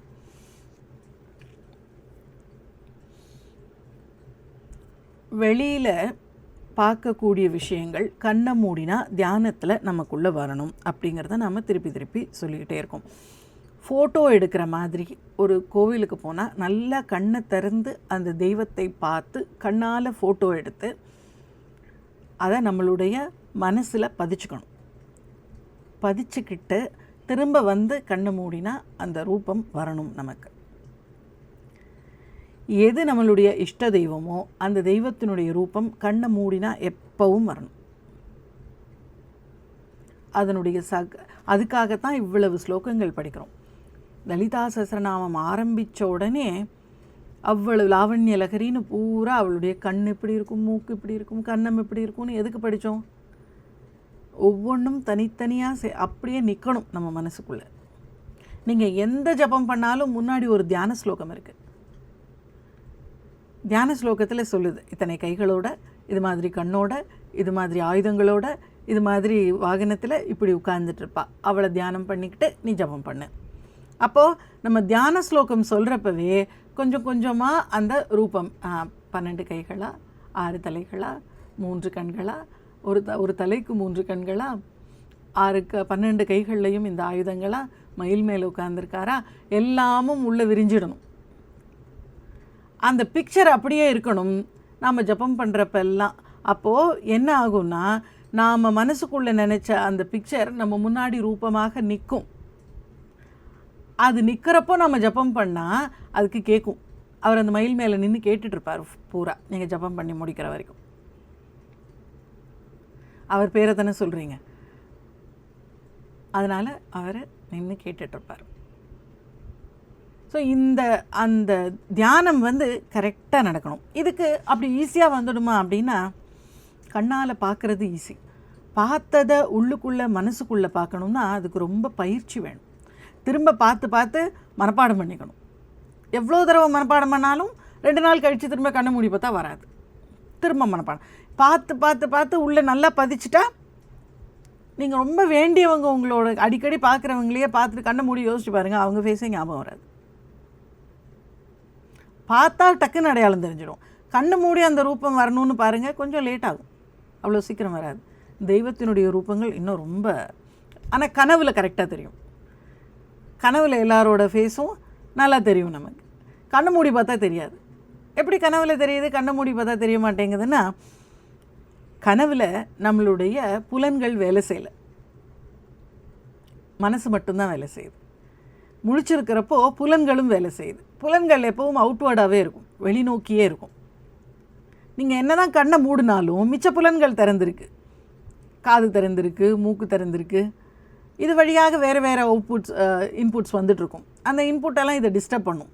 நீங்கள் என்ன தான் கண்ணை மூடினாலும் ஒரு கண்ணுக்கு மட்டும்தான் மூடி இருக்குது, வாயை மூடலாம், வேறு என்ன பண்ண முடியும்? உணர்வுகள் இருக்குது. கண்ணை மூடி உட்காந்து நீங்கள் பார்க்கணுன்னறப்போ ஏதோ பக்கத்து வீட்டில் சமைக்கிறாங்க அப்படின்னு ஒரு வாசனை வரும். அப்போ இந்த இந்திரியங்களெல்லாம் எப்படி மூட முடியாது. அதே நம்ம தூங்குறப்போ என்ன ஆகுது, மனசு முழிச்சிட்ருக்கு, இந்திரியங்கள் எல்லாம் சைலண்ட் ஆகிடுது. மனசு மட்டும் முழிச்சிட்டு இருக்கிறப்போ பிக்சர்ஸ் எல்லாம் கிளியராக வருது. ஏன்னா இந்திரியங்கள்லாம் வேலை செய்யலை, நம்மளுடைய புலன்கள் எல்லாம் வேலை செய்யலை. கண்ணு வேலை செய்யலை, மூக்கு வேலை. நீங்கள் மூக்கில் அப்போ வாசனை வந்தால் கூட உங்களுக்கு தெரியாது தூங்கிட்டு இருக்கிறப்போ. யாராவது பக்கத்தில் பேசினாலும் காது கேட்காது, உங்களை யாராவது தொட்டாங்கன்னா தெரியாது. அப்போது இந்த புலன்கள் எல்லாம் வேலை செய்யாதப்போ மனசு கிளியராக வேலை செய்யுது. அப்போது உங்களுக்கு அந்த பிக்சர் கரெக்டாக வருது. அப்போது ஜாகிரத் அவஸ்தை, அதாவது நல்ல விழிப்பு நிலையில் நாம் இருக்கிறப்போ புலன்கள் வேலை செய்யாமல் இருந்தால் தியானம் கைகூடும். புலன்களை நிறுத்தினா தியானம் கைகூடும். அப்போது ஜாகிரத், அதாவது ஜாகிரத், ஸ்வப்னம், சுஷுப்தின்னு 3 நிலைகள் இருக்குது. ஜாகிரத்துங்கிறது புலன்களும் ஓப்பனாக நாம் மனசும் முழிச்சிக்கிட்டு இப்போ நம்ம முழிச்சிட்ருக்கிற இந்த நிலை. இதுக்கப்புறம் ஸ்வப்னம்ங்கிறது புலன்கள் எல்லாம் வேலை செய்யாது, மனசு மட்டும் முழிச்சிருக்கக்கூடிய நிலை. அதுக்கப்புறம் சுஷுப்திங்கிறது மனசும் வேலை செய்யலை, புலன்களும் வேலை செய்யலை. அதுதான் நம்ம டீப் ஸ்லீப்புன்னு சொல்கிறோம். அந்த ஸ்டேஜில் பாருங்கள், உங்களுக்கு எதுவுமே தெரியாது, கனவும் இருக்காது. கனவு கண்டுக்கிட்டே இருந்தால் காலையில் டிஸ்டர்ப்டு ஸ்லீப்புன்னு சொல்லுவோம். கனவு இல்லாமல் நல்லா தூங்கினீங்கன்னா அப்பா நல்லா தூங்கினேன் அப்படின்னு சொல்லுவோம். ஏன்னா அப்போ மனசும் ரெஸ்ட் எடுக்குது, புலன்களும் ரெஸ்ட் எடுக்குது. அப்போ நமக்கு நல்ல ஏதோ ஒரு நிலையில் இருக்கும். அப்போ தூங்குறப்ப அது ரொம்ப நல்லா இருக்குல்ல. மனநிலை சரியில்லாமல் போச்சுன்னா நிறைய தூக்க மாத்திரை தான் கொடுப்பாங்க. அவங்க தூங்க அவங்களுக்கு அந்த அமைதி இல்லைன்னா மனசு கண்ணாப்பினான்னு வேலை பார்த்துக்கிட்டே இருக்குது. அவங்க மனசு வேலை பார்த்துட்டு இருக்கிறது தான் அவங்களுக்கு கஷ்டம். எதையோ யோசிக்குது, என்னமோ கோவம் வருது, என்னமோ பண்ணுது. அப்போ அந்த மனசை தூங்க வைக்கணும்னா நல்ல டீப் ஸ்லீப்புக்கு போகணும், அவங்க கனவில்லாத நிலைக்கு போகணும். அப்போ தூங்க வைக்கிறாங்க. அதனால தான் அப்போது அந்த சுஷுப்திங்கிற நிலையில் நம்ம மனசும் வேலை செய்யலை, இந்திரியங்களும் புலன்களும் வேலை செய்யலை. அப்புறம் நல்ல அமைதியில் இருக்கோம். நம்ம மனசு எப்படி இருக்கும் அப்படின்னா சுற்றிக்கிட்டே இருக்கும். எப்போ பார்த்தாலும் ஒரு கணம் இதை நினைக்கும், மறுநாள் அது நினைக்கும். நான் பேசிகிட்டு இருக்கிறது ஒரு நிமிஷம் கேட்கும், அதுக்குள்ளே நாளைக்கு என்ன செய்வாங்க, நாளைக்கு கிளாஸ் இருக்குமா இருக்காதா, வைப்பாங்களா மாட்டாங்களா, ஏன் நேற்று வச்சாங்க நம்மக்கிட்ட சொல்லவே இல்லையே, இப்போ போய் சமைக்கலாமா வேணாமா, இல்லை இன்றைக்கி சமைக்கலாமா இல்லை வேண்டாமா, நம்ம எங்கேயாவது வெளியில் போயிடுவோமா, என்னென்னமோ யோசிச்சுட்டு இருப்பீங்க. நடுவில் நான் பேசுகிறத கேட்டுட்ருப்பீங்க. கம்ப்ளீட்டாக நான் பேசுகிறத கேட்பீங்கன்னா பேச முடியாது. நான் பேசிகிட்டு இருக்கிறப்பவே எனக்கு வேறு எண்ணங்கள் ஓடும். மனசு அப்படிப்பட்டது. நான் இங்கே பேசிகிட்டு இருக்கிறப்போ இந்த கிளாஸ் முடிச்சுட்டு என்ன மணி என்ன, நாராயணியம் எப்போ வருவாங்க, அதுக்கு போகணுமா, அதுக்குள்ளே முடிச்சுடுவோமா அப்படின்னு உள்ளுக்குள்ளே அது இன்னொன்று ஓடிக்கிட்டே இருக்கும். இந்த மனசு அப்படிப்பட்டது. அதை 7 இடங்களுக்கு 1000 இடங்களுக்கு போகும். அதை கட்டி இழுத்து கொண்டு ஒரு இடத்துல வைக்கிறதுங்கிறது ரொம்ப கஷ்டம். ஏதோ ஒரு ரவுண்டு ஒன்று போட்டுட்டு அதுக்குள்ளே ஒரு பூனைக்குட்டியை வச்சுருக்கீங்கன்னு வச்சுக்கோங்க, அது ஏஞ்சி வெளியில் ஓடுற மாதிரி இந்த மனசு ஓடிக்கிட்டே இருக்கும். அதை பிடிச்சி கொண்டு இந்த ரவுண்டுக்குள்ளே வைக்கணும். திரும்ப ஓடும், திரும்ப கொண்டு வைக்கணும், திரும்ப ஓடும், திரும்ப கொண்டு வைக்கணும். இப்படியே கொண்டு வந்து உள்ளே வச்சா ஒரு காலத்தில் சரி நச்சக்கர்மம் எத்தனை தடவை போனாலும் நம்ம திரும்பி கொண்டு உள்ளே வைப்பாங்கடா, நம்ம உள்ளேயே இருப்போம்னு ஒரு முடிவுக்கு அது வரதுக்கு கொஞ்சம் நாள் ஆகும். அது வரைக்கும் நம்ம இழுத்து உள்ளே போட்டுக்கிட்டே இருக்கணும். இதுக்கு என்ன செய்யணும் அப்படின்னா, இதுக்கு 2 வழி இருக்குது. ஒன்று, ஸ்தோத்திரங்களை படித்து புரிஞ்சுக்கிட்டு அதில் சொல்லி இருக்கக்கூடிய உருவ வர்ணனையை மனசில் ரெக்கார்ட் பண்ணிக்கிறது. தியான ஸ்லோகத்துலேயோ இல்லை இந்த மாதிரி ஸ்லோகங்கள்லையோ சொல்கிறப்போ இப்படியெல்லாம் இருப்பா, இத்தனை கைகள் இருக்கும்னு சொல்கிறப்போ அந்த பர்டிகுலராக ஏதாவது ஒரு ஸ்லோகத்தை எடுத்து வச்சுக்கிட்டு அந்த ஸ்லோகத்தில் சொல்லியிருக்கக்கூடிய அந்த ரூபத்தை அப்படியே மனசில் வச்சுக்கிறது. இது ஒன்று. இது ரொம்ப கஷ்டமாக இருக்கும். இதை விட ஈஸியான ஒன்று நான் உங்களுக்கு சொல்கிறேன். தியானத்தை பழகிறதுக்கு, தியானத்தை ஒரு நிமிஷம் ஒரு பிக்சரை கொண்டு வா மனசுலனா கொண்டு வராது.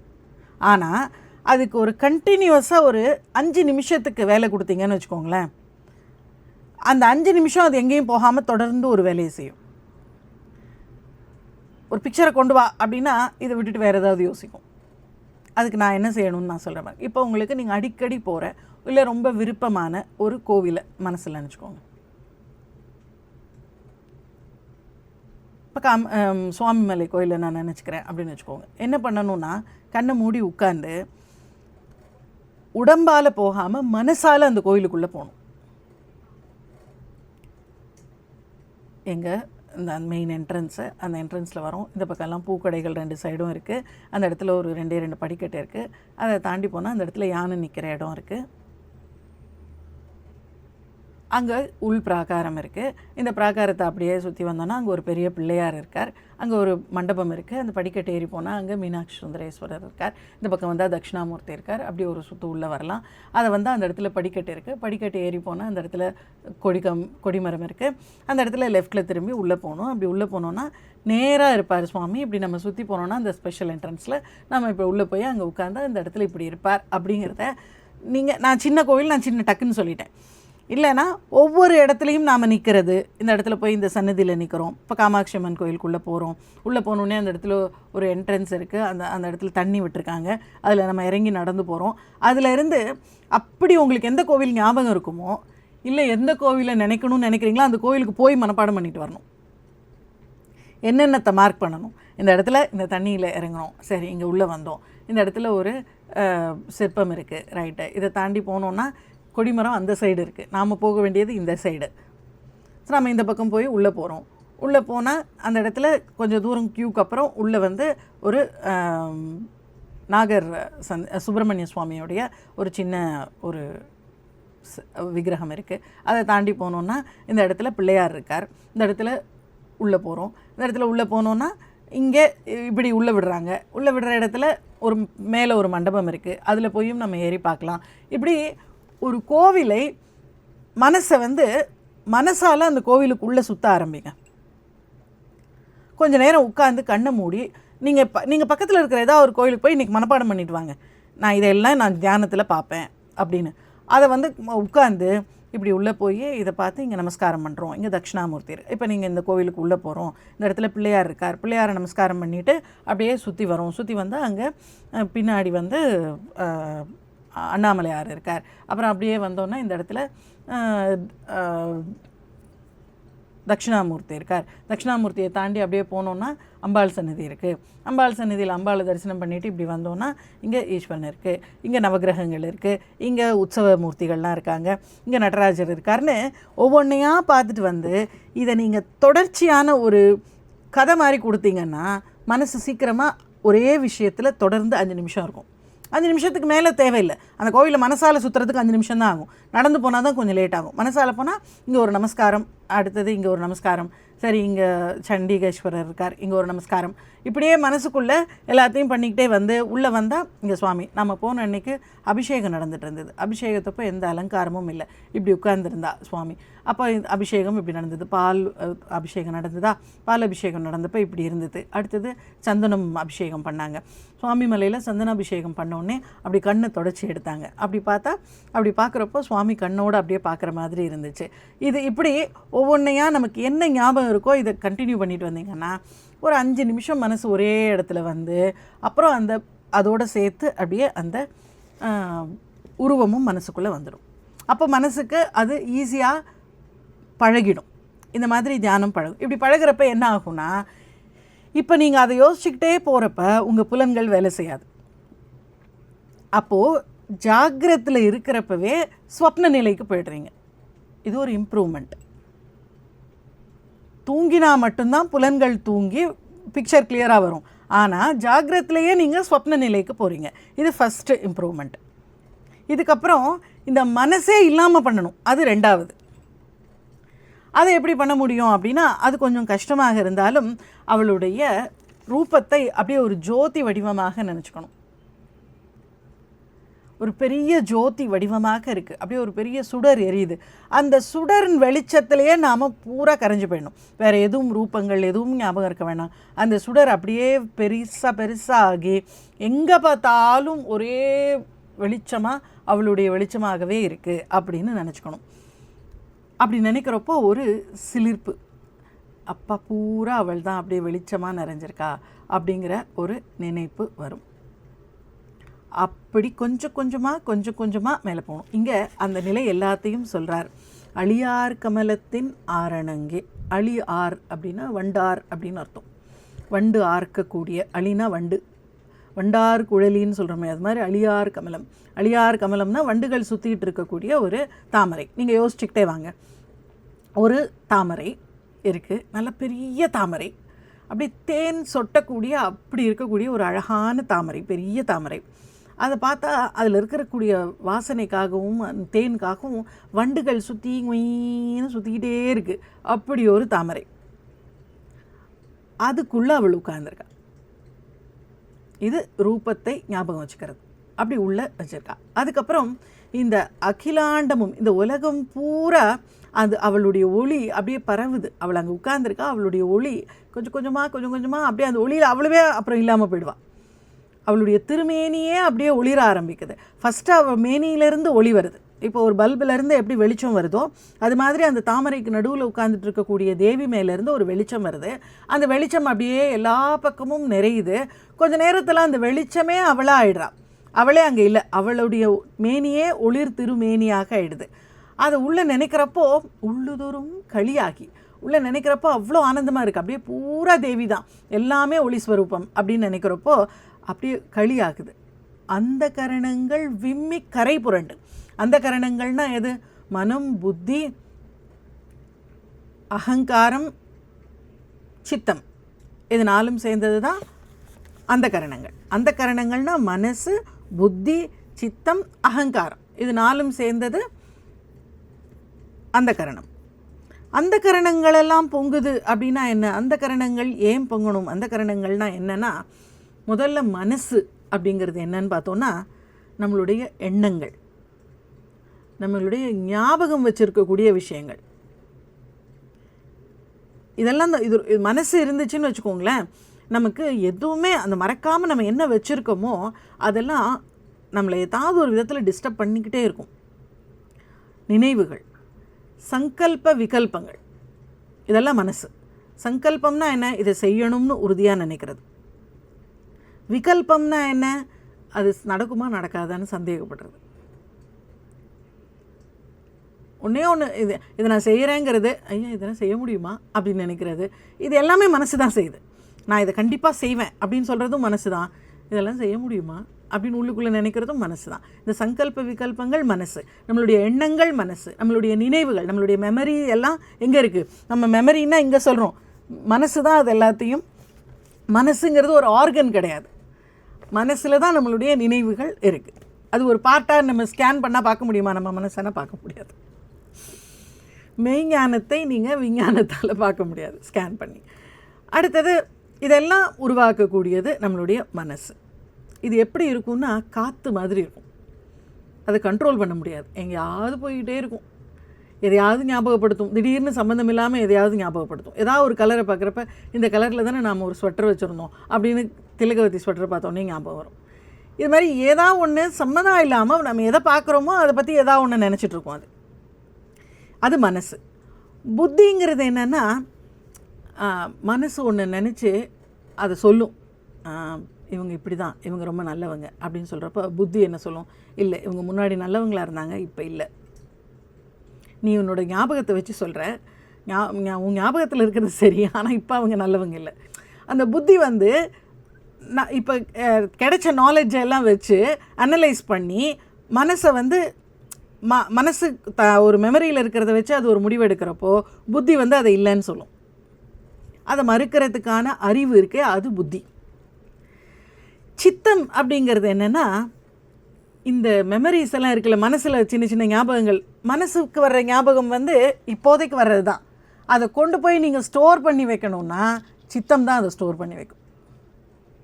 ரொம்ப வருஷத்துக்கு வச்சுருக்கணும்னா மனசு வச்சுருக்காது, மனசு இப்போ பார்க்கும், அது அப்படியே மறந்து போயிடும். இந்த மனசில் சில விஷயம் நமக்கு பார்த்திங்கன்னா எல்லா விஷயமும் ஞாபகம் இருக்காது, சில விஷயங்கள் மட்டும்தான் ஞாபகம் இருக்கும். அந்த ஞாபகம் இருக்கிற விஷயத்தெல்லாம் கொண்டு போய் சித்தம் ஸ்டோர் பண்ணி வச்சுருக்கு. எல்லாத்தையும் மனசு பார்த்துச்சு, அனலைஸ் பண்ணிச்சு, ஆனால் சில விஷயங்களை சித்தம் கொண்டு போய் ஸ்டோர் பண்ணி வச்சுருக்கு. அது ஸ்டோர் பண்ணி வச்சுருக்கிறது தான் இந்த மனசு, புத்தி எல்லாத்துக்கும் ஒரு ஆதாரமாக இருக்கிறது. நீங்கள் என்னை பற்றி நீங்கள் என்ன நினச்சிருக்கீங்க அப்படிங்கிறத கொண்டு போய் உங்கள் சித்தத்தில் ஸ்டோர் பண்ணி வச்சுருக்கீங்க. அதனால் நீங்கள் என்னை அடுத்து பார்க்குறப்போ உங்கள் மனசு நினைக்கிறதாகட்டும், உங்கள் புத்தி சொல்கிறதாகட்டும், எல்லாமே அடிப்படை எது? உங்கள் சித்தம் என்ன? அதனால தான் சித்தத்தில் கொண்டு போய் எல்லாத்தையும் வைக்கணும்னு சொல்கிறது. அது சித்தம். அடுத்தது அகங்காரம். நானுங்கிற எண்ணம் அகங்காரம். இது இந்த செயல்களையெல்லாம் செய்கிறது நான் தான் அப்படிங்கிற உணர்வை ஏற்படுத்துறது அகங்காரம். இதை நான் தான் செய்கிறேன் நாம் நினச்சிக்கிறோமே, அது அகங்காரம். நாம் எதையுமே செய்யல், அதுதான் உண்மை. நல்லதும் தீயதும் எதுவுமே நாம் செய்யலை, ஆனால் நாம் செஞ்சோன்னு நினச்சிட்ருக்கோமே, நாம் செஞ்சோன்னு நம்மளை நினைக்க வைக்கிறது தான் அகங்காரம். நான் செஞ்சேன், அது அகங்காரம்.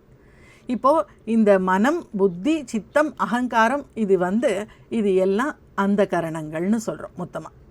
இந்த அந்த கரணங்கள் எல்லாம் அப்படியே ஃபுல்லாகிடுச்சு. மனசில் என்ன இருக்குது? பூரா அவளுடைய ரூபம் தான் இருக்குது, ஒளி வடிவமாக. சித்தத்தில் என்ன இருக்குது? அதுவும் எல்லாத்தையும் டெலீட் பண்ணியாச்சு, ரீசெட் பண்ணியாச்சு. எல்லாத்தையும் ரீசெட் பண்ணி சித்தத்தில் என்ன இருக்குது? ஃபுல்லாக அவளுடைய ஒளி சிந்தக்கூடிய திருமேனி.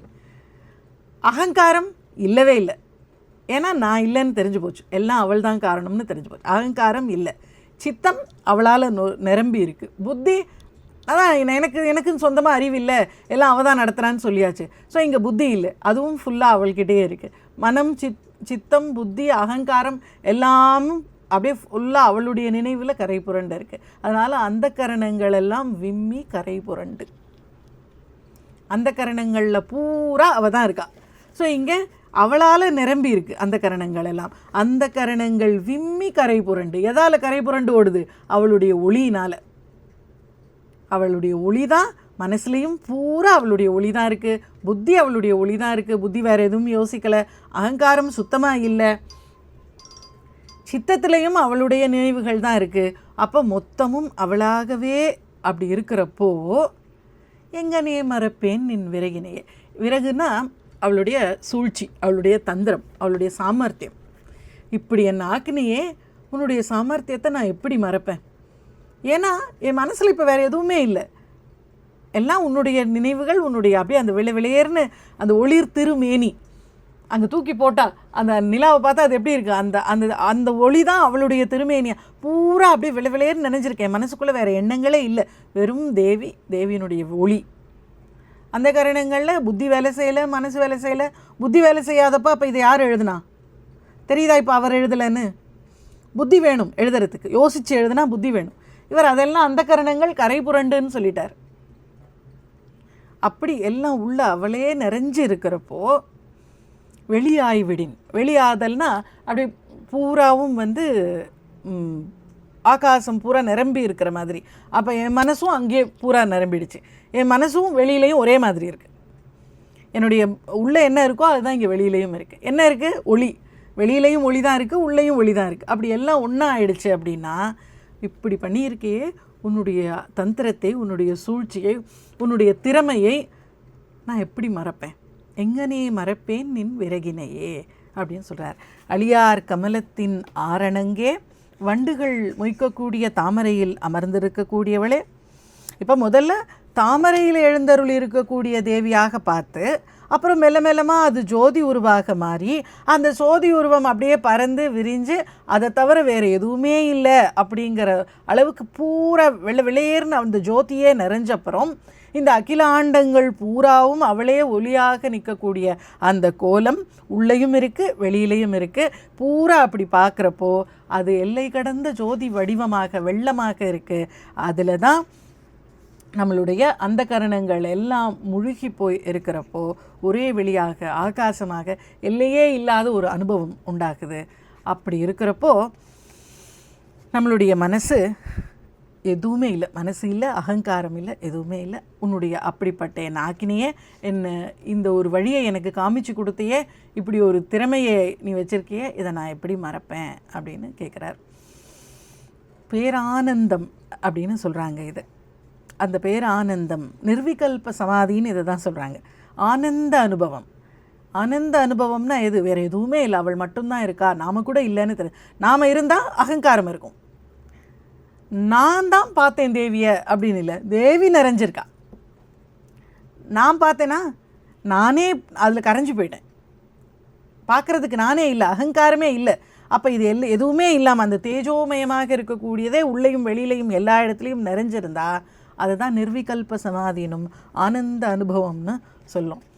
எதுவுமே இல்லை, யோகமெல்லாம் தெரிய வேண்டியதில்லை, பெரியசா ஜபங்கள் பண்ண வேண்டியதில்லை. இந்த மாதிரி தொடர்ந்து தேவியை தியானம் பண்ணுறதுனால மட்டுமே இந்த மாதிரியான ஒரு அருளை அவள் நமக்கு கொடுப்பாள். அந்த நிர்விகல்ப சமாதி நமக்கு கிடைக்கும். திருவுருவ தியானமே அதுக்கு நம்மளை கொண்டு போகும். அப்படிங்கிறப்போ இவ்வளவு ஈஸியான ஒரு வழியை நீ எனக்கு சொல்லி கொடுத்துருக்கியே, அதை நான் எப்படி மறப்பேன்? நீங்கள் ட்ரை பண்ணி பாருங்கள். ஒரு கோவிலுக்கு உள்ளே போகிறதுலேருந்து அப்படியே ட்ரை பண்ணி கொஞ்சம் கொஞ்சமாக அந்த உள்ளே இருக்கக்கூடிய அந்த தெய்வத்தை மனசுக்குள்ளே கொண்டு வந்து அந்த தெய்வத்தோட அபிஷேகம் ஒரு 10 நாள் போய் பாருங்கள். தொடர்ந்து அந்த தெய்வத்துக்கு எப்படி அபிஷேகம் பண்ணுறப்ப எப்படி இருக்குது அப்படின்னு அதை அப்படியே வீடியோவாக எடுத்து வச்சுக்கோங்க. ஃபோனில் இல்லை, கண்ணில் வீடியோ எடுத்துகிட்டு திரும்ப பால் அபிஷேகம் எப்படி இருந்தது, எங்கேயும் ஞாபகம் வரலையா? இந்த பால் இப்படி ஊற்றினாங்கல்ல, ஊற்றினப்போ என்ன ஃபுல்லாக ஒயிட்டாக இருந்துச்சா அந்த லிங்கஸ்வரூபம்? எப்படி ஆச்சு? எந்த பக்கமாக ஒழுக்குச்சு? நம்ம பார்க்கலையே. போய் திரும்ப நாளைக்கு போய் அதை போய் கரெக்ஷன் பண்ணிட்டு வாங்க. இப்படி வந்தால் அந்த நிலையை நாம் ஈஸியாக அடையலாம். இந்த ஐடியாவை சொல்லி கொடுத்துருக்கியே, உன்னை நான் எப்படி மறப்பேன்? இவ்வளோ ஈஸியாக இதை பண்ண முடியும்னு சொல்லி காமிச்சிருக்கியே அப்படின்னு சொல்கிறார். எங்கே நான் மறப்பேன் நின் விறகினையே. அழியார் கமலத்தின் ஆரணங்கே அகிலாண்டமும் நின் ஒளியாக நின்ற ஒளிர் திருமேனியை உள்ளுதொறும் களியாகி அந்த கரணங்கள் விம்மிக்கரை புரண்டு வெளியாய்விடின் எங்கனே மறப்பேன் நின் விறகினையே. இந்த 82வது பாடலில் நாம் இன்றைக்கி நிறுத்துவோம். அடுத்து இன்னும் என்னென்னலாம் அவர் பேச போகிறார் இந்த பார்த்த சந்தோஷத்தில் அப்படிங்கிறத தொடர்ந்து இன்னும் மிச்சம் இருக்கக்கூடிய பாடல்களை பார்த்து தெரிஞ்சுப்போம். ஸ்ரீமாத்ரே நமஹ. சிவாய திருச்சிற்றம்பலம்.